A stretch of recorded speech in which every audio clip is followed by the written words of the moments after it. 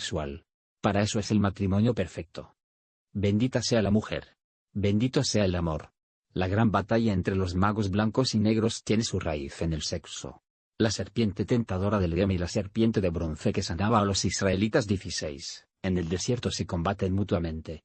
Cuando la serpiente sube, nos volvemos ángeles, cuando baja, demonios. Durante la magia sexual se refuerzan los tres alientos de la casa puro que descienden por el cordón brahmánico. Cuando el mago derrama el semen pierde billonadas de átomos solares, que son reemplazados por billonadas de átomos diabólicos que los órganos sexuales recogen con su movimiento nervioso que se sufre del derrame del semen. Los átomos satánicos intentan subir al cerebro por el cordón brahmánico, pero los tres alientos de Akasa los precipitan al abismo.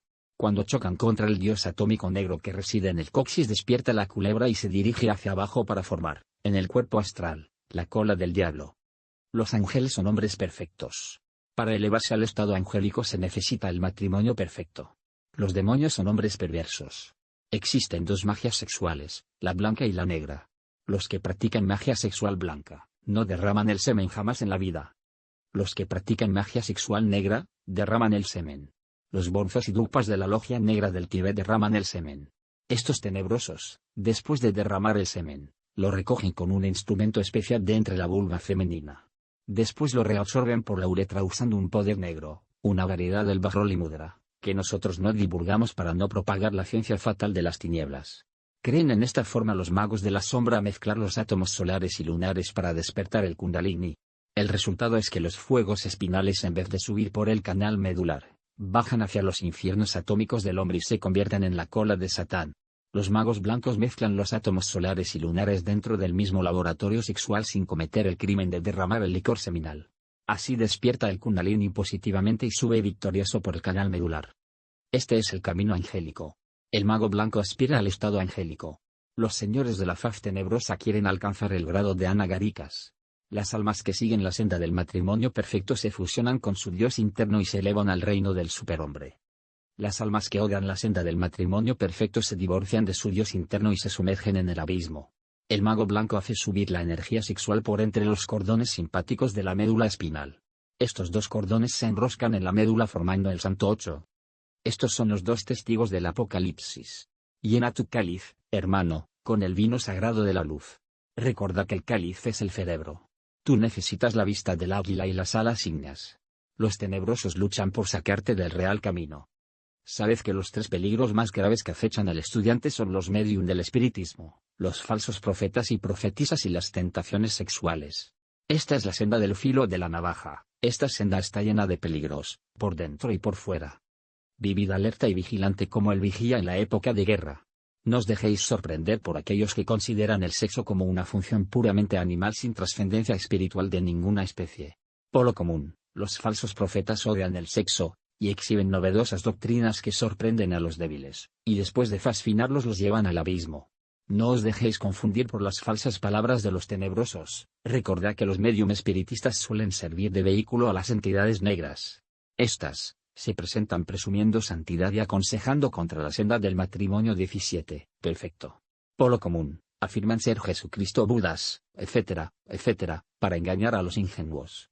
Cuidaos de las tentaciones que os acechan. Sed prudentes y vigilantes. Recordad que en el sexo se halla la gran batalla entre los poderes de la luz y de las tinieblas. Todo aquel que entre en la senda del matrimonio perfecto debe cuidarse muchísimo de estos tres peligros gravísimos. Los tenebrosos luchan incansablemente por sacarte de la senda del matrimonio perfecto. No os dejéis seducir por esas sublimes doctrinas que aconsejan derramar el semen, porque son de la magia negra. El rey de los átomos diabólicos aguarda en el coxis la oportunidad para despertar la culebra negativamente y dirigirla hacia abajo.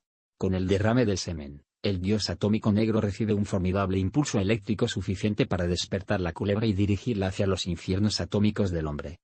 Así el hombre se convierte en demonio. Así es como cae el abismo.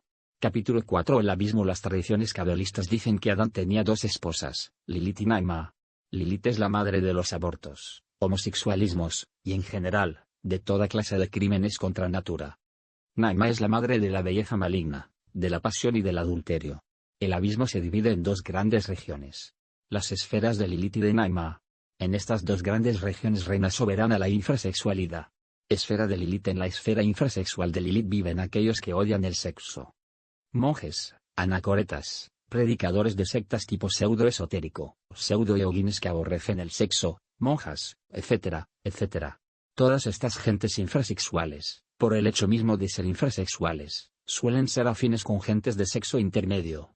Así no es difícil hallar el homosexualismo metido en muchos conventos, religiones, sectas y escuelas de tipo pseudo-esotérico. Los infrasexuales se consideran a sí mismos como gente de tipo inmensamente superior a las personas de sexo normal. Ellos miran con desprecio a las personas de sexo normal considerándolas inferiores. Todos los tabúes y restricciones, todos los prejuicios que actualmente condicionan la vida de las personas de sexo normal, fueron firmemente establecidos por los infrasexuales. Conocimos el caso de un viejo anacoreta que predicaba cierta doctrina de tipo pseudo-ocultista. Todos reverenciaban a aquel hombre considerándolo santo. Aparentemente era un maestro, y las gentes lo veneraban. Al fin una pobre mujer descubrió todo, cuando éste le propuso una unión sexual contra natura, dizque para iniciarla. Realmente este anacoreta era un infrasexual. Sin embargo, dizque había hecho voto de castidad. Aquel hombre odiaba mortalmente el arcano ZF, la magia sexual, y la consideraba peligrosa, empero no tenía inconveniente alguno en proponerle a sus devotas uniones extravaginales porque realmente era un infrasexual. ¿Quién podría dudar de este hombre? Aparentemente era un santo. Así creía la gente. Sus secuaces le consideraban maestro. Odiaba el sexo. Sí, lo odiaba mortalmente. Esa es la característica de los degenerados infrasexuales. Lo más grave de todo es que ellos se autoconsideran superiores a las personas de sexo normal. Se sienten súper trascendidos, y llegan a seducir a las personas de sexo normal y las convierten en sus secuaces. En nuestra misión de divulgación esotérica gnóstica, hemos tenido oportunidad de estudiar a los infrasexuales. A menudo los oímos diciendo frases como las siguientes: vosotros los gnósticos sois egoístas porque a todas horas estáis pensando únicamente en vuestro kundalini y en la magia sexual, sois unos fanáticos del sexo. La magia sexual es puramente animal. El sexo es algo muy grosero. Yo soy espiritualista y aborrezco todo lo que sea materialista y grosero. El sexo es inmundo. Existen muchos caminos para llegar a Dios. Yo vivo únicamente para Dios y no me interesan esas porquerías del sexo. Yo sigo la castidad y aborrezco el sexo, etcétera, etcétera. Este es precisamente el lenguaje de los infrasexuales. Siempre autosuficientes, siempre con el orgullo de sentirse superiores a las personas de sexo normal. Una mujer infrasexual que odiaba al marido y nos dijo: yo magia sexual solo la 18, practicaría con mi gurú. Esta frase la dijo en presencia de su marido. Aquella mujer no tenía relación sexual con el marido dizque porque odiaba el sexo, sin embargo aceptó practicar magia sexual pero únicamente con su gurú. Ella tenía afinidad con el gurú porque este era también infrasexual. Este es el santo ya citado en este capítulo. Aquel que gozaba proponiendo a las devotas uniones sexuales contra natura. Conocimos el caso de un archihierofante que odiaba a las mujeres y a menudo decía frases como esta: yo a las mujeres les doy con los pies. Predicaba una doctrina y sus secuaces le adoraban como a un dios. Vivía siempre rodeado de adolescentes, y así pasaba el tiempo hasta que la policía descubrió todo. Era un invertido, un homosexual corruptor de menores. Sin embargo él tenía el orgullo de todos los infrasexuales, el orgullo de sentirse súper trascendido, inefable, divino. La esfera de Lilith es la esfera de la gran herejía. Estas gentes ya no tienen posibilidad de redención porque odian al Espíritu Santo. Toda clase de pecados serán perdonados menos el pecado contra el Espíritu Santo. La energía sexual es una emanación de la Madre Divina. Aquel que renuncia a la Madre Cósmica, aquel que odia a la Madre Divina, aquel que profana la energía de la Madre Divina se hundirá en el abismo para siempre. Ahí tendrán que pasar por la muerte segunda. Psicología de la esfera de Lilith. La esfera de Lilith se distingue por su crueldad. La psicología de esta esfera tiene variados aspectos: monjes y monjas que odian el sexo. Homosexualismo en los conventos. Homosexualismos fuera de toda vida monacal. Abortos provocados. Gentes que aman la masturbación. Gentes criminales del lupanar. Gentes que gozan torturando a otros. En esta esfera hallamos los crímenes más horribles que registran las crónicas de policía. Horribles casos de sangre, crímenes de origen homosexual. Espantoso sadismo. Homosexualismo en las cárceles. Homosexualismo entre mujeres. Espantosos criminales mentales. Aquellos que gozan haciendo sufrir al ser que aman. Infanticidios horribles. Parricidios, matricidios, etcétera, etcétera. Gentes pseudo-ocultistas que prefieren sufrir de poluciones nocturnas antes que casarse. Gentes que odian mortalmente el arcano ZF, y el matrimonio perfecto. Gentes que creen llegar a Dios odiando el sexo. Gentes anacoretas que aborrecen el sexo, y que lo consideran como vulgar y grosero. Esfera de Naima. La esfera de Naima seduce con el encanto de su belleza maligna. En esta esfera infrasexual hallamos a todos los Juan Tenorios y doñas Ineses. En esta esfera se desenvuelve el mundo de la prostitución. Los infrasexuales de Naima se sienten muy hombres. En esta esfera viven aquellos que tienen muchas mujeres. Ellos se sienten felices en el adulterio. Se creen muy hombres, ignoran que son infrasexuales. En la esfera de Naima hallamos también millones de prostitutas. Esas pobres mujeres son víctimas del encanto fatal de Naima. En la esfera de Naima hallamos elegantes señoras de alta posición social. Esas gentes son felices en el adulterio. Ese es su mundo. En la región infrasexual de Naima encontramos dulzura que conmueve el alma. Virginidades que seducen con el encanto de sus ternuras. Mujeres bellísimas que seducen. Hombres que abandonan sus hogares hechizados por el encanto de esas beldades preciosísimas. Embelesos indescriptibles. Pasiones incontenibles, salones preciosísimos, elegantes cabarets, lechos bullidos, bailes deliciosos, orquestas del abismo, palabras de romance que no se pueden olvidar, etcétera, etcétera. Los infrasexuales de Naima a veces aceptan el arcano ZF, la magia sexual, pero fracasan porque no logran evitar la eyaculación del semen. Casi siempre se retiran del matrimonio perfecto hablando horrores contra este. Los hemos escuchado diciendo: yo practiqué magia sexual y a veces logré sostenerme sin derramar el semen. Era yo un animal gozando de las deliciosas pasiones del sexo.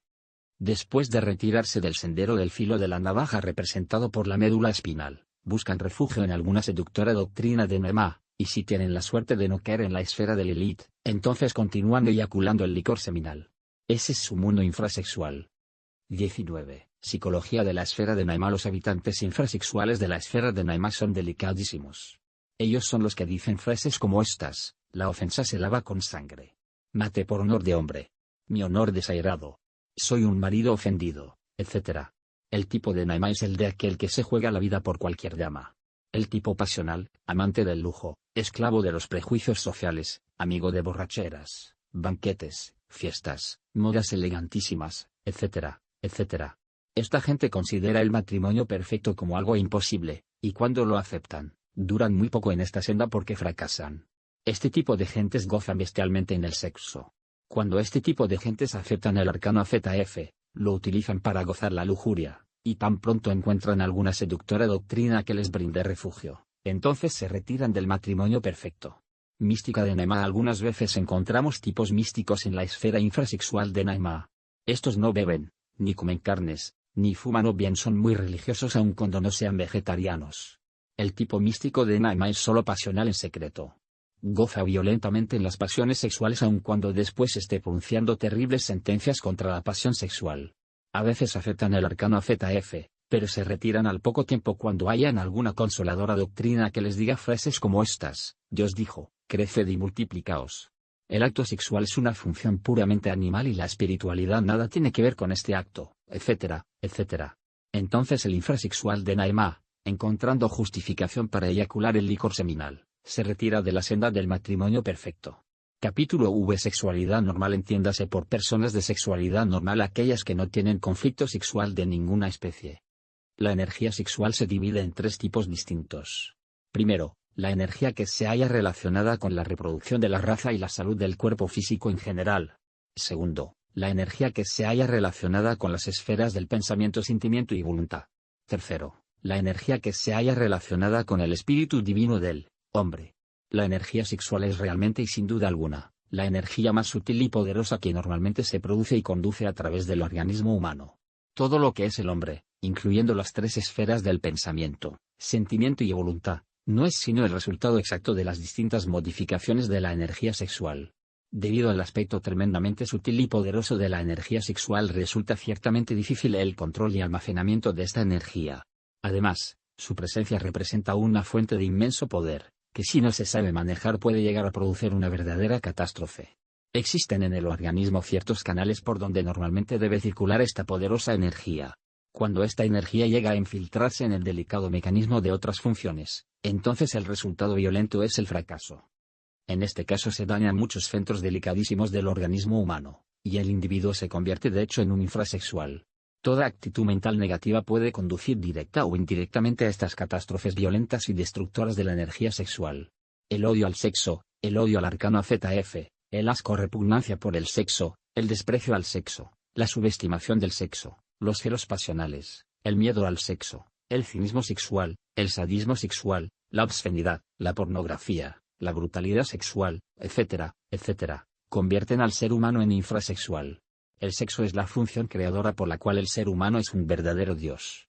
La sexualidad normal resulta de la plena armonía y concordancia de todas las demás funciones. La sexualidad normal nos confiere el poder de crear hijos sanos, o de 20, crear en el mundo del arte, o de las ciencias. Toda actitud mental negativa hacia el sexo produce infiltraciones de esta poderosa energía en otras funciones, provocando pavorosas catástrofes cuyo fatal resultado es la infrasexualidad. Toda actitud negativa de la mente fuerza a la energía sexual y la obliga a circular por canales y sistemas aptos para las energías mentales, volitivas, o cualquier otro tipo de energías menos poderosas que la energía sexual.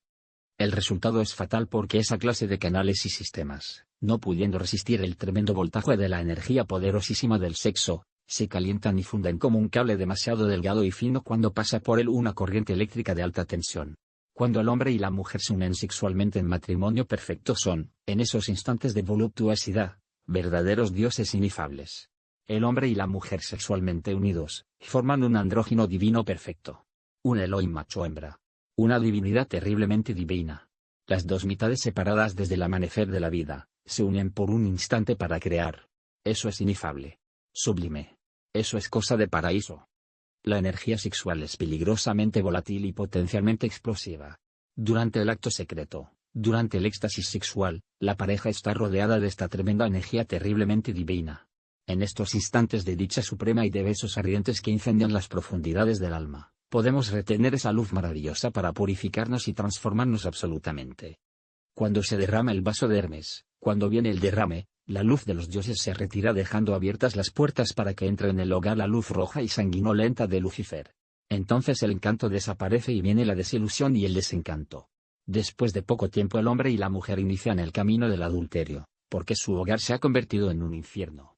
Es una característica de la naturaleza el movilizar enormes reservas de energía creadora para crear cualquier cosmos. Empero solo emplea de sus enormes reservas una cantidad infinitesimal para realizar sus creaciones. Así, pues, el hombre pierde en una eyaculación seminal 6 o 7 millones de espermatozoos. Sin embargo, se necesita un infinitesimal espermatozoo para engendrar un hijo. En la Lemuria ningún ser humano eyaculaba el semen. Entonces las parejas se unían sexualmente en los templos para crear. En esos instantes las jerarquías lunares sabían utilizar un espermatozoide y un huevo para crear sin necesidad de llegar hasta el orgasmo y la eyaculación seminal. Nadie derramaba el semen. El acto sexual era un sacramento que solo se verificaba en el templo. La mujer en aquella época paría sus hijos sin dolor y la serpiente se levantaba victoriosa por el canal medular. En aquella época el hombre no había salido del Edén, la naturaleza entera le obedecía, y no conocía el dolor ni el pecado. Fueron los tenebrosos Lucíferes quienes le enseñaron al hombre a derramar el semen. El pecado original de nuestros primeros padres fue el crimen de derramar el semen. Eso es fornicación.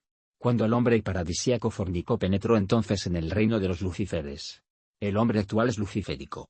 Es absurdo derramar 6 o 7 millones de espermatozoides cuando solo se necesita uno para crear. Un solo espermatozoide se escapa fácilmente de las glándulas sexuales sin necesidad de derramar el semen. Cuando el hombre regresa al punto de partida, cuando restablezca el sistema sexual del Edén, la serpiente sagrada del Kundalini se levantará otra vez victoriosa para convertirnos en dioses. El sistema sexual del Edén es sexualidad normal. El sistema sexual del hombre luciférico es absolutamente anormal. No solo se fornica físicamente, existe también fornicación en los mundos mental y astral. Aquellos que se ocupan en conversaciones de tipo lujurioso, aquellos que leen revistas pornográficas, aquellos que asisten a salones de cine donde exhiben películas eróticas pasionales, gastan enormes reservas de energía sexual. Esas pobres gentes utilizan el material más fino y delicado del sexo, gastándolo miserablemente en la satisfacción de sus brutales pasiones mentales. La fantasía sexual produce impotencia de tipo psicosexual. Esa clase de enfermos tiene erecciones normales, son hombres aparentemente normales, pero en el instante en que van a efectuar la conexión del miembro y la vulva, la erección cede cayendo el falo, y quedando en el más horrible estado de desesperación.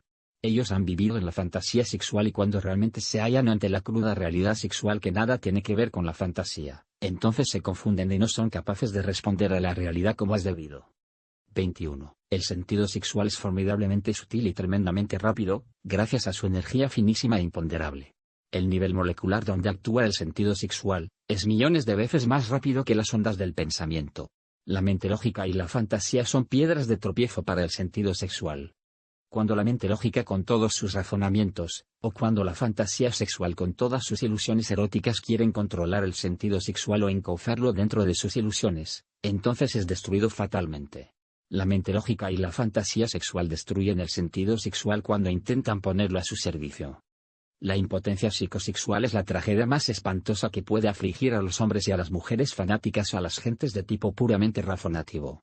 La lucha de muchos monjes, monjas, anacoretas, pseudo-yoguines, etc., para embotellar el sexo entre su fanatismo religioso, para recluirlo en la cárcel de sus penitencias, para amordazarlo y esterilizarlo, para prohibirle toda manifestación creadora, etc., convierte al fanático en un esclavo de sus propias pasiones, en un esclavo del sexo incapaz de pensar en otra cosa que no sea el sexo. Esos son los fanáticos del sexo. Los degenerados de la infrasexualidad. Estas gentes se descargan todas las noches con poluciones nocturnas asqueantes, o contraen vicios homosexuales o se masturban miserablemente. Querer recluir el sexo es tanto como querer embotellar el sol. Un hombre así es el esclavo más abyecto del sexo, y sin provecho alguno ni placer verdadero. Un hombre así es un infeliz pecador. Una mujer así es una mula estéril, una esclava vil de aquel a quien quiere esclavizar, el sexo. Los enemigos del Espíritu Santo son gentes del abismo. A esa gente más le valiera no haber nacido, o colgarse una piedra al cuello y arrojarse al fondo del mar. El ser humano debe aprender a vivir sexualmente. Ya viene la edad del sexo, la edad de la nueva era acuaria. Las glándulas sexuales están controladas por el planeta Urano, y este es el regente de la constelación de Acuario. Así pues, la alquimia sexual es de hecho la ciencia de la nueva era acuaria. La magia sexual será oficialmente acogida en las universidades de la nueva era acuaria. Aquellos que presumen ser mensajeros de la nueva era acuaria, y que sin embargo odian el arcano ZF, demuestran hasta la saciedad ser realmente impostores porque la nueva era acuaria está gobernada por el regente del sexo. Este regente es el planeta Urano. La energía sexual es la energía más fina del cosmos infinito. La energía sexual puede convertirse en ángeles o en demonios. La imagen de la verdad se halla depositada en la energía sexual. El diseño cósmico del Adán Cristo se halla depositado en la energía sexual. El Hijo del Hombre, el superhombre, nace del sexo normal. El superhombre jamás podría nacer de los infrasexuales. El reino de los infrasexuales es el abismo. El poeta griego Homero dijo, más vale ser un mendigo sobre la tierra, y no un rey en el imperio de las sombras. Este imperio es el mundo tenebroso de los infrasexuales. Capítulo 6. La suprasexualidad. La suprasexualidad es el resultado de la transmutación sexual. Cristo, Buda, Dante, Zoroastro, Mahoma, Hermes, Quetzalcóatl y muchos otros grandes maestros fueron suprasexuales. Los dos grandes aspectos de la sexualidad se denominan generación y regeneración. En el precedente capítulo ya estudiamos la generación consciente, ahora vamos a estudiar la regeneración. Estudiando la vida de los animales hallamos cosas muy interesantes. Si a una serpiente la cortamos por la mitad podemos estar seguros que ella tiene poder de regenerarse. Esta puede desarrollar totalmente una nueva mitad con todos los órganos de la mitad perdida. La mayor parte de gusanos de tierra y mar tienen también el poder de regenerarse constantemente. La lagartija puede regenerar su cola, y el organismo humano su piel. El poder de regeneración es absolutamente sexual. 22. El hombre tiene el poder de recrearse a sí mismo. El hombre puede crear dentro de sí mismo al superhombre. Esto es posible utilizando sabiamente el poder sexual. Podemos recrearnos como auténticos superhombres. Esto solo es posible con la transmutación sexual. La clave fundamental de la transmutación sexual es el arcano ZF, la magia sexual. En la unión del falo y el útero se halla la clave de todo poder. Lo importante es que la pareja aprenda a retirarse del acto sexual antes del espasmo, antes del derrame seminal. No se debe derramar el semen ni dentro del útero ni fuera de él, ni por los lados, ni en ninguna parte. Hablamos así claro para que la gente entienda, aun cuando algunos puritanos infrasexuales nos califiquen de pornográficos. La vida humana por sí misma no tiene ninguna significación. Nacer, crecer, trabajar duramente para vivir, reproducirse como un animal y luego morir, esa es realmente una cadena de martirios que lleva el hombre enredado en el alma. Si esa es la vida no vale la pena vivir. Afortunadamente llevamos en nuestras glándulas sexuales la semilla, el grano. De esa semilla, del grano, puede nacer el superhombre. El Adán Cristo. El niño de oro de la alquimia sexual. Por eso sí vale la pena vivir. El camino es la transmutación sexual. Esta es la ciencia de Urano. Este es el planeta que controla las gónadas o glándulas sexuales. Este es el planeta que gobierna la constelación de Acuario. Urano tiene un ciclo sexual de 84 años. Urano es el único planeta que dirige sus polos hacia el Sol. Los dos polos de Urano corresponden a los dos aspectos masculino-femenino. Estas dos fases se alternan en dos periodos de 42 años cada uno. El estímulo alternante de los dos polos de Urano gobierna toda la historia sexual de la evolución humana. Épocas en que las mujeres se desnudan para lucir sus cuerpos, alternan con épocas en que los hombres se engalanan. Épocas de preponderancia femenina, alternan con épocas de caballeros intrépidos. Esa es la historia de los siglos. Cuando el ser humano llega a la edad madura es estimulado entonces por el ciclo antitético, opuesto al que gobernó durante nuestra infancia y juventud.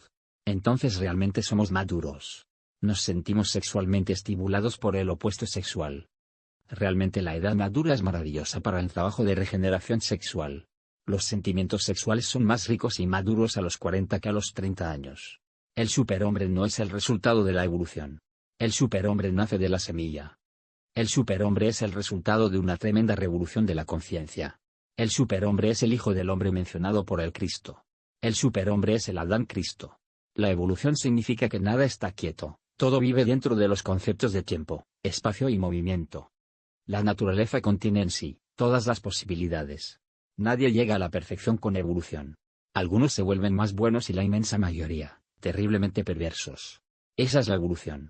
El hombre de la inocencia, el hombre paradisíaco de hace unos cuantos millones de años, es ahora, después de mucho evolucionar, el hombre de la bomba atómica, el hombre de la bomba de hidrógeno, y el corrompido del peculado y el crimen. La evolución es un proceso de complicación de la energía. Necesitamos retornar al punto de partida, el sexo, y regenerarnos. El hombre es una semilla viviente.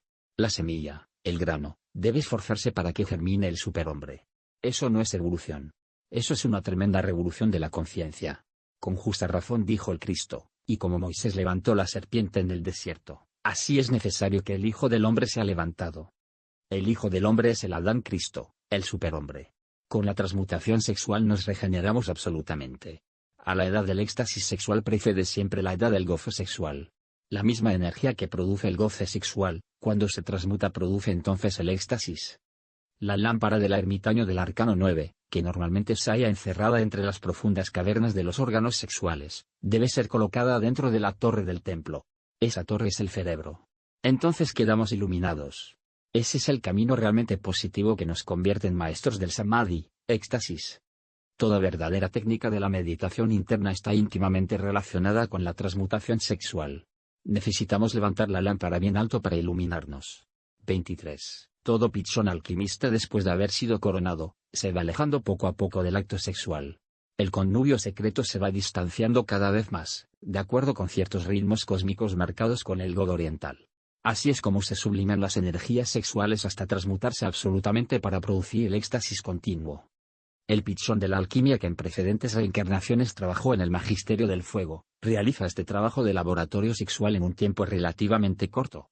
Empero, aquellos que por primera vez trabajan en la gran obra, necesitan por lo menos 20 años de trabajo muy intenso y 20 para irse retirando muy lentamente del trabajo de laboratorio. Total 40 años para realizar todo el trabajo. Cuando el alquimista derrama el vaso de Hermes se apaga el fuego del hornillo del laboratorio y se pierde todo el trabajo. La edad del éxtasis místico comienza donde la edad del gozo sexual termina. Todo aquel que alcance la iniciación venusta, tiene después un trabajo muy difícil que realizar. Este trabajo consiste en la transformación de las energías sexuales. Así como se puede hacer un trasplante vegetal, pasar una planta de una maceta con tierra a otra, así también se debe trasplantar la energía sexual, extraerla del hombre terrenal, y pasarla, trasplantarla en el Adán Cristo. En alquimia se dice que debemos liberar al huevo filosofal de la asqueante podredumbre de la materia y entregárselo definitivamente al Hijo del Hombre. El resultado de este trabajo es sorprendente y maravilloso. Este es precisamente el instante en que el Adán Cristo puede tragarse su humana conciencia. Antes de ese momento la conciencia del Adán de pecado debe haber muerto. El Dios interno solo puede devorarse el alma. Al llegar a estas alturas el Maestro se ha realizado absolutamente. Desde ese instante hemos logrado el éxtasis continuo, la suprema iluminación de los grandes hierofantes. El nacimiento del superhombre es un problema absolutamente sexual. Necesitamos nacer nuevamente para entrar en el reino de los cielos. El superhombre es tan distinto al hombre como el rayo a la nube negra. El rayo sale de la nube pero no es la nube. El rayo es el superhombre, la nube es el hombre. La regeneración sexual pone en actividad los poderes que tuvimos en el Edén. Nosotros perdimos esos poderes cuando caímos en la generación animal. Nosotros reconquistamos esos poderes cuando nos regeneramos. Así como el gusano puede regenerar su cuerpo, y la lagartija su cola, así también nosotros podemos regenerar los poderes perdidos, para resplandecer nuevamente como dioses. Las energías sexuales ya trasplantadas en el Adán Cristo, resplandecen con la blancura inmaculada de la divinidad. Esas energías parecen entonces terribles rayos divinos. Es tremenda la grandeza y la majestad del superhombre. Realmente el superhombre brilla por un momento en la noche de los siglos y luego desaparecer, se vuelve invisible para el hombre. Por lo común, podemos encontrar huellas de semejante clase de seres en algunas escuelas secretas de regeneración, acerca de las cuales casi nada se sabe oficialmente. Es por esas escuelas secretas que conocemos la existencia de esos sublimes seres suprasexuales. Las escuelas de regeneración tienen épocas de actividad pública, y épocas de trabajo secreto. El planeta Neptuno gobierna cíclicamente la actividad de esas escuelas. En el organismo humano, Neptuno tiene control sobre la glándula pineal. Solo con la transmutación sexual se pone en actividad esta glándula de dioses. Urano controla las glándulas sexuales, y Neptuno la glándula pineal. Urano es alquimia sexual práctica. Neptuno estudio esotérico. Primero debemos estudiar y luego trabajar en el laboratorio. Urano tiene un ciclo sexual de 84 años y Neptuno un ciclo de estudio de 165 años. El ciclo de Urano es el promedio de la vida humana, el ciclo de Neptuno es el ciclo de actividad pública de ciertas escuelas de regeneración. Solo por la senda del matrimonio perfecto llegamos a la suprasexualidad. Capítulo 7. Las 7 iglesias. El hombre es un trío de cuerpo, alma y espíritu. Entre el espíritu y el cuerpo existe un mediador. Este es el alma. Los gnósticos sabemos que el alma está vestida con un traje maravilloso. Ese es el cuerpo astral. Ya sabemos, por nuestros estudios gnósticos, que el astral es un doble organismo dotado de maravillosos sentidos internos. 24. Los grandes clarividentes nos hablan de los 7 chakras y el señor Leadbeater los describe con lujo de detalles. Estos chakras son realmente los sentidos del cuerpo astral. Dichos centros magnéticos se encuentran en íntima correlación con las glándulas de secreción interna. En el laboratorio del organismo humano existen 7 ingredientes sometidos a un triple control nervioso. Los nervios, como agentes de la ley del triángulo, controlan al septenario glandular. Los 3 controles nerviosos diferentes que interactúan entre sí son los siguientes. Primero, el sistema nervioso cerebroespinal, agente de las funciones conscientes. Segundo, sistema nervioso gran simpático, agente de las funciones subconscientes, inconscientes e instintivas. Tercero, sistema parasimpático o vago, quien colabora frenando las funciones instintivas, bajo la dirección de la mente. En el sistema cerebroespinal es el trono del espíritu divino. El sistema gran simpático es el vehículo del astral. El vago o parasimpático obedece las órdenes de la mente. 3 rayos y 7 centros magnéticos son la base para cualquier cosmos, tanto en lo infinitamente grande, como en lo infinitamente pequeño. Tal como es arriba es abajo. Las 7 glándulas más importantes del organismo humano constituyen los 7 laboratorios controlados por la ley del triángulo. Cada una de estas glándulas tiene su exponente en un chakra del organismo. Cada uno de los 7 chakras se halla radicado en íntima correlación con las 7 iglesias de la médula espinal. Las 7 iglesias de la espina dorsal controlan los 7 chakras del sistema nervioso gran simpático. 25. Las 7 iglesias entran en intensa actividad con el ascenso del Kundalini a lo largo del canal medular. El Kundalini mora en los electrones. Los sabios meditan en él, los devotos lo adoran y en los hogares donde reina el matrimonio perfecto se trabaja con él prácticamente.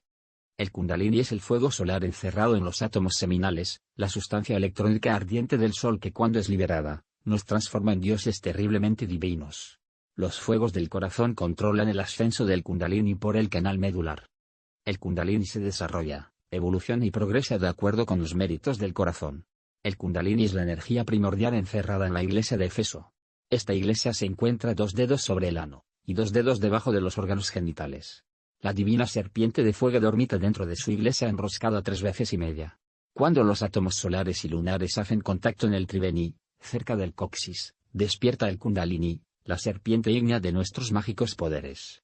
Conforme la serpiente sube por el canal medular ponen en actividad cada una de las 7 iglesias. Los chakras de las gónadas, glándulas sexuales, están dirigidos por Urano, y la glándula pineal, situada en la parte superior del cerebro está controlada por Neptuno. Entre este par de glándulas existe una íntima correlación y el Kundalini debe conectarlas con el fuego sagrado para lograr la realización a fondo. 26. La iglesia de Éfeso es un loto con 4 pétalos esplendorosos. Esta iglesia tiene la brillantez de 10 millones de soles. La tierra elemental de los sabios es conquistada con el poder de esta iglesia. El ascenso del Kundalini a la región de la próstata pone en actividad los 6 pétalos de la iglesia de Esmirna. Esta iglesia nos confiere el poder de dominar las aguas elementales de la vida y la dicha de crear. Cuando la serpiente sagrada llega a la región del ombligo podemos dominar los volcanes, porque el fuego elemental de los sabios corresponde a la iglesia de Pérgamo, situada en el plexo solar. Dicho centro controla el bazo, el hígado, el páncreas, etc., etc. Este centro de Pérgamo tiene 10 pétalos. Con el ascenso del Kundalini a la región del corazón, se pone en actividad la iglesia de Tiatira con sus 12 pétalos maravillosos. Esta iglesia nos confiere el poder sobre el aire elemental de los labios. El desarrollo de ese centro cardíaco confiere inspiración, presentimiento, intuición y poderes para salir conscientemente en cuerpo astral, así como también poderes para poner el cuerpo en estado de ginas. El capítulo 2 del Apocalipsis versa sobre las 4 iglesias inferiores de nuestro organismo. Estos son 4 centros conocidos como el fundamental o básico, el prostático, el umbilical y el cardíaco. Ahora estudiaremos los 3 centros magnéticos superiores mencionados por el Apocalipsis en el 3er capítulo. Estas 3 iglesias superiores son, la iglesia de Sardis, la de Filadelfia y, por último, la de la Odisea. El ascenso del Kundalini a la región de la laringe creadora nos confiere el poder de oír las voces de los seres que viven en los mundos superiores. Este chakra está relacionado con el Akasa puro. Akasa es el agente del sonido. El chakra laríngeo es la iglesia de Sardis. Cuando el Kundalini abre la iglesia de Sardis, entonces florece en nuestros labios fecundos hecho verbo. El chakra laríngeo tiene 16 hermosos pétalos. El desarrollo completo de este centro akáshico nos permite conservar el cuerpo vivo aún durante las noches profundas del gran pralaya. Es imposible la encarnación del gran verbo sin haber despertado la serpiente sagrada. Precisamente el agente del verbo es el akasa. Este es el verbo lo que los alambres conductores a la electricidad. El verbo necesita de la akasa para su manifestación. Akasa es el agente del sonido. El Kundalini es el akasa. Akasa es sexual. El Kundalini es sexual. El centro magnético donde vive el Kundalini normalmente es absolutamente sexual, como lo está demostrando el hecho concreto del sitio donde está situado: 2 dedos sobre el ano, y cerca de 2 dedos debajo de los genitales, 4 dedos en ancho, es el espacio donde está situado. Solo es posible despertar el Kundalini y desarrollarlo totalmente con la magia sexual. Esto en lo que no les gusta a los infrasexuales. Ellos se sienten a sí mismos súper trascendidos y odian mortalmente la magia sexual. En cierta ocasión, después de escuchar una conferencia que nosotros dictamos sobre magia sexual, alguien protestó diciendo que así era como los gnósticos corrompíamos a las mujeres. Este individuo era un infrasexual. Protestó el hombre porque nosotros enseñamos la 27, ciencia de la regeneración, pero en cambio no protestó contra el sexo intermedio, ni contra las prostitutas, ni contra el vicio del onanismo, ni dijo que esas gentes fuesen corrompidas. Protestó contra la doctrina de la regeneración pero no contra la doctrina de la degeneración. Así son los infrasexuales, ellos se sienten inmensamente superiores a todas las personas de sexo normal. Ellos protestan contra la regeneración pero defienden la degeneración. Los infrasexuales no pueden encarnar el verbo jamás. Ellos escupen dentro del santuario sagrado del sexo, y la ley los castiga arrojándolos al abismo para siempre. El sexo es el santuario del Espíritu Santo. Cuando el Kundalini llega a la altura del entrecejo se abre la iglesia de Filadelfia. Este es el ojo de la sabiduría. En este centro magnético mora el Padre que está en secreto. El chakra del entrecejo tiene 2 pétalos fundamentales y muchísimas radiaciones esplendorosas. Este centro es el trono de la mente. Ningún verdadero clarividente dice que lo es. Ningún verdadero clarividente dice, yo vi. El clarividente iniciado dice, nosotros conceptuamos. Todo clarividente necesita iniciación. El clarividente sin iniciación está expuesto a caer en muy graves errores. El clarividente que vive contando sus visiones a todo el mundo está expuesto a perder su facultad. El clarividente hablador puede también perder el equilibrio de la mente. El clarividente debe ser callado, humilde, modesto. El clarividente debe ser como un niño. Cuando Kundalini llega a la altura de la glándula pineal se abre la iglesia de la Odisea. Esta flor de loto tiene 1000 pétalos resplandecientes. La glándula pineal está influenciada por Neptuno. Cuando se abre esta iglesia recibimos la polividencia, la intuición, etc. La pineal se halla relacionada íntimamente con los chakras de las gónadas o glándulas sexuales. A mayor grado de potencia sexual, mayor grado de desarrollo de la glándula pineal. A menor grado de potencia sexual, menor grado de desarrollo de la glándula pineal. Urano en nuestros órganos sexuales y Neptuno en la glándula pineal se unen para llevarnos a la realización total. En las escuelas de regeneración, tan mortalmente odiadas por los infrasexuales, se nos enseña a trabajar prácticamente con la ciencia de Urano y Neptuno. El sendero Tao incluye 3 senderos, siendo este el cuarto. Mucho se ha dicho sobre los 4 caminos. Nosotros los gnósticos recorremos el cuarto camino a 28, plena conciencia. Durante el acto sexual transmutamos los instintos brutales del cuerpo físico a voluntad, las emociones pasionales del astral en amor, los impulsos mentales en comprensión, y nosotros como espíritus realizamos la gran obra. Así recorremos los 4 caminos en la práctica. No necesitamos hacernos faquires para el primer sendero, ni monjes para el segundo, ni eruditos para el tercero. La senda del matrimonio perfecto no se permite recorrer los 4 senderos durante el mismo acto sexual. Desde el versículo 1 hasta el 7, habla el Apocalipsis del centro coxígeo. En este centro está la iglesia de Efeso. En este centro creador se halla enroscada la serpiente ígnea, 3 veces y media. Quien la despierta y la hace subir por su médula espinal recibe la espada flamígera y entra entonces al Edén. En la serpiente se halla la redención del hombre, pero debemos estar en guardia contra la astucia de la serpiente. Se debe contemplar la fruta prohibida y aspirar su aroma, pero recordar lo que dijo el Señor Jehová: si comieres de ese fruto moriréis. Debemos gozar de la dicha del amor y adorar a la mujer. Un buen cuadro nos arroba, una bella pieza de música nos lleva hasta el éxtasis, pero una bella mujer adorable nos da ganas de poseerla en el acto. Ella es la viva representación de Dios Madre. El acto sexual con la adorada tiene sus delicias indiscutibles. El gozo sexual es un derecho legítimo del hombre. Gozad la dicha del amor, pero no derraméis el semen. No cometáis sacrilegio. No seáis fornicario. La castidad no convierte en dioses. La fornicación nos convierte en demonios. Krummeyer dijo: los setianos adoraban la gran luz, y decían que el sol en sus emanaciones forma nido en nosotros y constituye la serpiente. Los nazarenos dijeron: todos vosotros seréis dioses, si salís de Egipto y pasáis el Mar Rojo. Krummeyer nos cuenta en su iglesia gnóstica que esta secta gnóstica tenía como objeto sagrado un cáliz en el cual tomaban el semen de Benjamín. Este, según Viracocha, era una mezcla de vino y agua. Dice el gran maestro Krummeyer que jamás faltaba sobre los altares de los nazarenos el símbolo sagrado de la serpiente sexual. Realmente la fuerza, el poder que acompañó a Moisés fue la serpiente sobre la vara que luego se convirtió en la vara misma. La serpiente fue ciertamente la que habló a las demás serpientes y la que tentó a Eva. El sabio Viracocha en otro párrafo de su inmortal obra titulada La Iglesia Gnóstica dice: Moisés en el desierto mostró a su pueblo la serpiente sobre la vara y les dijo que el que aprovechara esa serpiente no sería dañado durante su trayecto. Todo el poder maravilloso de Moisés residía en la serpiente sagrada del Kundalini. Moisés practicó muchísima magia sexual para levantar la serpiente sobre la vara. Moisés tuvo mujer. En la noche aterradora de los siglos pasados, los sublimes y austeros y edofantes de los grandes misterios fueron los celosos vigilantes del gran arcano. Los grandes sacerdotes habían jurado silencio, y la llave del arca de la ciencia se ocultaba a los ojos del pueblo.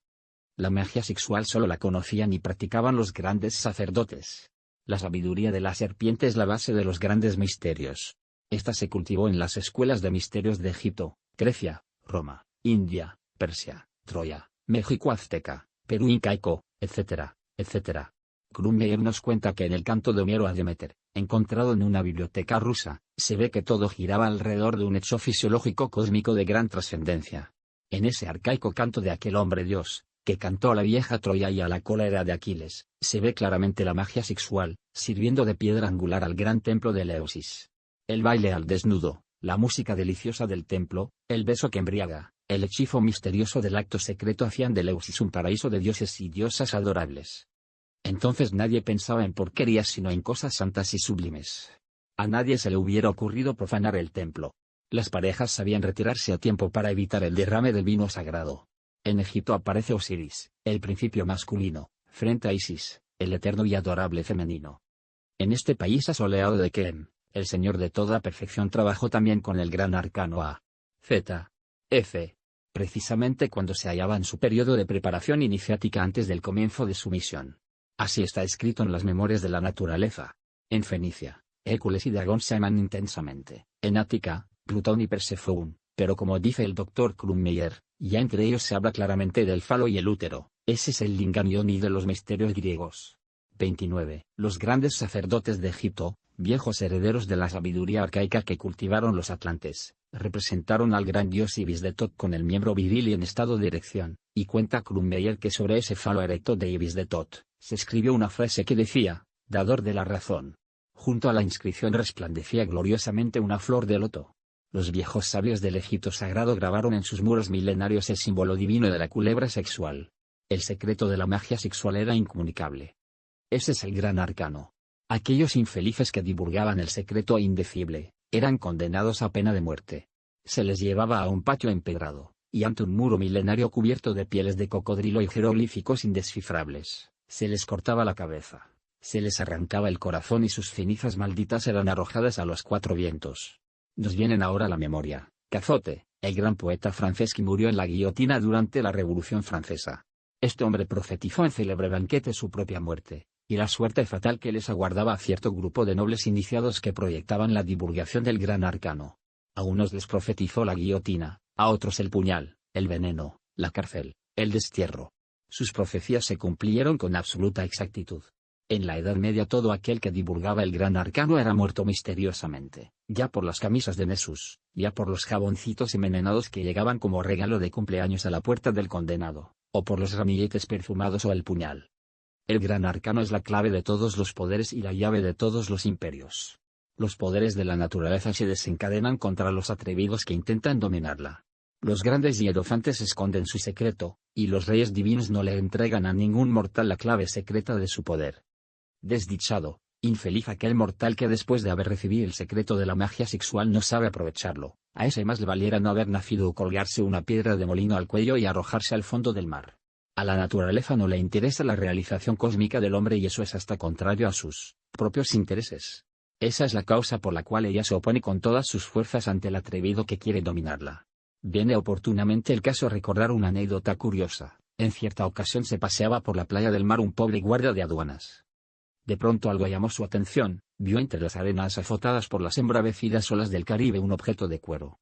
El hombre se acercó a él y con gran sorpresa se encontró con un pequeño maletín de cuero negro. Inmediatamente se dirigió a la capitanía del puerto y entregó aquel objeto a su superior. Cumplida su misión se fue a su casa. Cuando la mañana siguiente vino a su trabajo, el oficial superior lleno de gran ira le entregó al hombre una moneda de 20 centavos al tiempo que le decía, imbécil, esto es lo que tú mereces, toma esta moneda para que te ahorques, tú no mereces vivir, cómprate con estos 20 centavos la cuerda, y cuélgate de un árbol. Vino la suerte a ti y la despreciaste. El maletín que me entregasteis tenía cerca de $1.000.000. Vete de aquí. Fuera de aquí, imbécil, no mereces vivir. Realmente esa es la suerte fatal que le aguarda a aquellos que no saben aprovechar el preciosísimo tesoro del gran arcano. Esos no merecen vivir. Jamás en la vida se había enseñado el gran arcano de la magia sexual, y ahora lo estamos divulgando. Infelices aquellos que después de hallar en su camino el tesoro de los reyes, lo desprecian como el guarda del ejemplo. El tesoro del gran arcano vale todavía más que la fortuna encontrada por el guarda. Despreciar esto es realmente ser imbécil. Para despertar el Kundalini se necesita la mujer. Empero, debemos advertir que el iniciado solo debe practicar magia sexual con una sola mujer. Aquellos que practican magia sexual con distintas mujeres cometen el delito de adulterio. Esos no progresan en estos estudios. Desgraciadamente existen ciertos sujetos que utilizan la magia sexual como un pretexto para seducir mujeres. Esos son los profanadores del templo. Semejante clase de hombres caen inevitablemente en la magia negra. Advertimos a las mujeres que se cuiden mucho de esos perversos personajes de la sexualidad. Existen también muchas mujeres que, con el pretexto dizque de realizarse a fondo, se juntan con cualquier varón. Esas mujeres pasionales lo que quieren es saciar sus deseos carnales. El mundo es mundo siempre, y desde que estamos divulgando el gran arcano han aparecido, como era de esperar, los cerdos que atropellan la doctrina y mueren luego envenenados por el pan de la sabiduría. El 30. Culto de la magia sexual solo se puede practicar entre marido y mujer. Aclaramos esto para evitar seducciones y raptos carnales, y santas lujurias pasionales. La fuerza sexual es un arma terrible. Los científicos no han podido dar con el origen de la electricidad. Nosotros afirmamos que la causa de la energía eléctrica debemos buscarla en la fuerza sexual universal. Esa fuerza no solo reside en los órganos de la sexualidad, sino también en los átomos y electrones del universo. La luz del sol es un producto de la sexualidad. Un átomo de hidrógeno se une sexualmente con un átomo de carbono para producir luz solar. El hidrógeno es masculino. El carbono es femenino. De la unión sexual de ambos resulta la luz solar. Muy interesantes resultan los estudios sobre los procesos del carbono. Esos procesos son la gestación de la luz. La causa causorum de la electricidad debemos buscarla en el fuego serpentino universal. Ese fuego mora en los electrones. Los sabios meditan en él, los místicos lo adoran, y aquellos que siguen la senda del matrimonio perfecto trabajan prácticamente con él. La fuerza sexual en manos de magos blancos y de magos negros, es un arma terrible. El pensamiento atrae la espina dorsal el fluido sexual para depositarlo en su bolsa respectiva. Con el derrame fatal de ese fluido se pierden billonadas de átomos solares. El movimiento de contracción sexual que sigue al derrame del semen, recoge de los infiernos atómicos del hombre billonadas de átomos satánicos que reemplazan a los átomos solares perdidos. Así es como formamos al diablo en nosotros. Cuando refrenamos el impulso sexual en nosotros, entonces el fluido maravilloso que regresa al cuerpo astral multiplicando sus esplendores inefables. Así es como formamos al Cristo en nosotros. Así pues, con la energía sexual podemos formar dentro de nosotros al Cristo o al diablo. El gran Maestro, en su calidad de Cristo cósmico encarnado dijo, yo soy el pan de vida, yo soy el pan vivo. Si alguno comiere ese pan, vivirá eternamente. El que coma mi carne y beba mi sangre, tendrá la vida eterna y yo le resucitaré. El que coma mi carne y beba mi sangre, en mí muera y yo en él. Cristo es el alma solar. El espíritu viviente del sol. Este, con su vida, hace crecer la espiga del trigo, y en el grano, en la semilla, queda encerrada toda la potencia del logos solar. En toda semilla vegetal, animal o humana, se halla encerrada como dentro de un estuche precioso, la sustancia cristónica del logos solar. Haciendo retornar la energía creadora hacia adentro y hacia arriba, germina, nace dentro de nosotros un niño maravilloso. Un cuerpo astral cristificado. Ese vehículo nos confiere la inmortalidad. Ese es nuestro Cristo mediador. Con ese vehículo llegamos al Padre que está en secreto. Nadie llega al Padre sino por mí, dijo el Señor de toda perfección. El fantasma astral que poseen los mortales no es más que un esbozo de hombre. Ni siquiera tiene unidad. Ese fantasma de fachada es guarida de demonios y de toda ave sucia y aborrecible. Dentro de ese fantasma astral vive el yo, el diablo. Ese es legión infernal. El yo es legión. Así como un cuerpo se compone de muchos átomos, así también el yo se compone de millonadas de yoes. Inteligencias diabólicas, repugnantes demonios que riñen entre sí. Cuando muere una persona se vuelve eso, legión. En sí misma, la persona se vuelve polvo. Solo queda viviendo eso. Legión de yoes. Los clarividentes suelen encontrarse a los desencarnados, vestidos de distinta manera y simultáneamente en lugares diferentes. La persona parece haberse vuelto muchas personas. Es legión. Empero, cuando hemos hecho nacer en nosotros un cuerpo astral crístico, continuamos después de la muerte viviendo en ese cuerpo sideral. Somos entonces realmente inmortales. Esa clase de personas que poseen un cuerpo astral cristificado se hallan después de la muerte con la conciencia despierta. Los desencarnados comunes y corrientes viven después de la muerte con la conciencia dormida. La muerte es realmente el regreso a la concepción fetal. La muerte es el regreso a la semilla. Todo aquel que muere regresa al nuevo vientre materno totalmente inconsciente, dormido. La gente ni siquiera tiene encarnada el alma. El alma de las personas está desencarnada. Las personas tienen tan solo encarnado un embrión de alma. La gente malvada no tiene ni siquiera ese embrión de alma. Solo poseyendo un cuerpo astral cristificado, podemos encarnar el alma. La gente común y corriente es tan solo vehículo del yo. El nombre de cada mortal es legión. 31. Solo con la magia sexual podemos hacer nacer dentro de nosotros el astral crístico. La tentación es fuego. El triunfo sobre la tentación es luz.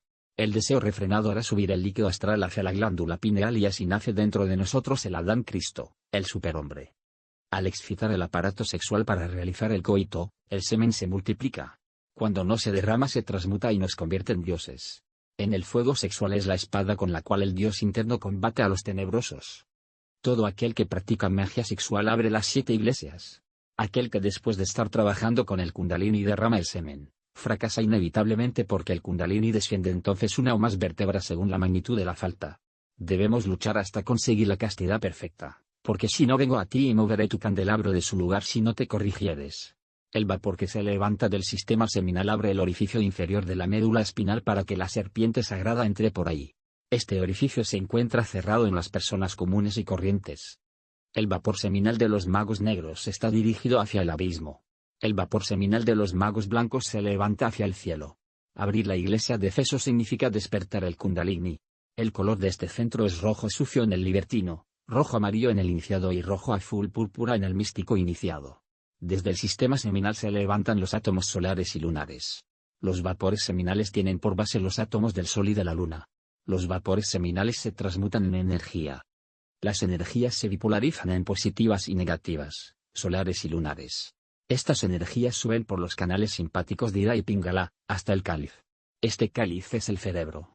Los dos canales simpáticos por donde sube el semen ya completamente convertido en energías, son los dos testigos del Apocalipsis, las dos olivas del templo, los dos candeleros que están delante del Dios de la tierra, las dos serpientes que se enroscan en la vara del caduceo de Mercurio. Cuando ellas se tocan con la cola hacen contacto los átomos solares y lunares en el coxis cerca del triveni. Entonces despierta el Kundalini. La serpiente ígnea de nuestros mágicos poderes sale de la bolsa membranosa donde estaba encerrada y sube por el canal medular hasta el cáliz, cerebro. Del canal medular se desprenden ciertos hilos nerviosos, que conectan a los 7 chakras, o plexos simpáticos, con la columna espinal. El fuego sagrado pone en actividad los 7 centros magnéticos. El Kundalini coordina la actividad de todos los 7 chakras en forma maravillosa. Podríamos representar todo esto, por una vara con 7 rosas fragantes y hermosas. La vara representaría la columna vertebral y las 7 rosas representarían a los 7 chakras o centros magnéticos.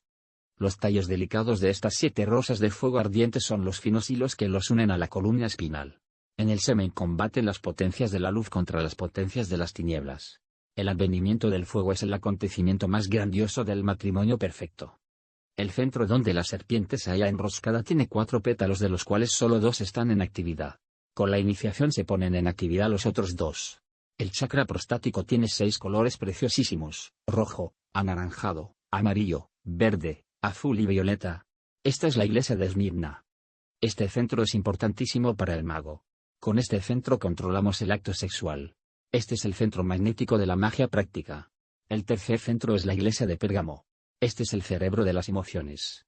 Nosotros tenemos una verdadera estación inalámbrica establecida dentro del organismo humano. El centro receptor es el centro umbilical. La antena emisora es la glándula pineal. Las ondas mentales de aquellos que nos piensan, llegan al centro umbilical o cerebro de las emociones y luego pasan al cerebro, donde esos pensamientos se nos hacen conscientes. Digna de toda admiración resulta la iglesia de Tiatira, el cuarto centro. El cardias o centro cardíaco está en íntima relación con el corazón del sistema solar. El hombre es un universo en miniatura. Si queremos estudiar el universo, debemos estudiar al hombre. En el universo descubrimos al hombre. En el hombre 32, descubrimos al universo. El sistema solar visto desde lejos parece realmente un hombre glorioso caminando a través del inalterable infinito. Todos los tiempos se han convertido ahí en una forma viviente llena de música inefable, la música de las esferas. Un instante de percepción de este hombre celeste es de 80 años. El corazón de este hombre celeste se halla realmente en el centro del disco solar. Aquellos que saben viajar conscientes y positivamente en cuerpo astral podrían visitar ese templo. Un gigantesco abismo más negro que la noche conduce al santuario. Pocos son los que tienen valor para descender por ese abismo fatal. En las pavorosas profundidades de aquel abismo solar, se pueden percibir cosas terribles, llamas abrasadoras, el espanto del misterio. Quienes tienen el valor de descender por ahí, encontrarán el vestíbulo del santuario. Un adepto les bendecirá con un ramo de oliva. Dichosos aquellos que logren ser admitidos en el lugar secreto. Un estrecho pasadizo conduce al amado discípulo al secreto lugar del santuario. Ese es el cardias del sistema solar. En ese lugar sagrado viven los 7 santos. Ellos son los rectores de los 7 rayos solares. El rayo más importante es el del Kundalini o fuego serpentino que centellea intensamente en la aurora. Todo matrimonio perfecto debe practicar magia sexual en la aurora. El sistema solar es el cuerpo de un gran ser. Aquel es todo perfección. El corazón de ese gran ser está en el sol. El chakra del corazón tiene 12 pétalos. 6 activos y 6 inactivos. Con el fuego sagrado los 12 pétalos entran en actividad. Debemos actuar sobre el corazón por medio de la oración intensiva. El quinto centro es la iglesia de Sardis. Este es el centro de la laringe creadora. Este es el loto de los 16 pétalos. Cuando el ser humano pone en actividad este loto mediante el fuego, recibe entonces el oído mágico. El fuego sagrado se hace creador en la garganta. Los ángeles crean con el poder de la palabra. El fuego florece en los labios fecundos hecho verbo. El iniciado es capaz de crear cualquier cosa con el pensamiento y luego materializarla con la palabra. Aquello de oír con el oído mágico no ha sido bien definido por los ocultistas. Debemos advertir que quien tiene el oído mágico puede oír realmente, percibir casi físicamente, o mejor dijera, en forma semejante a la física, los sonidos internos. El oído mágico nos permite escuchar a los ángeles. Cuando la totalidad de la energía creadora sube al cerebro nos elevamos al estado angélico. Entonces creamos con el poder de la palabra. A esas alturas no se llega con la evolución mecánica de la naturaleza.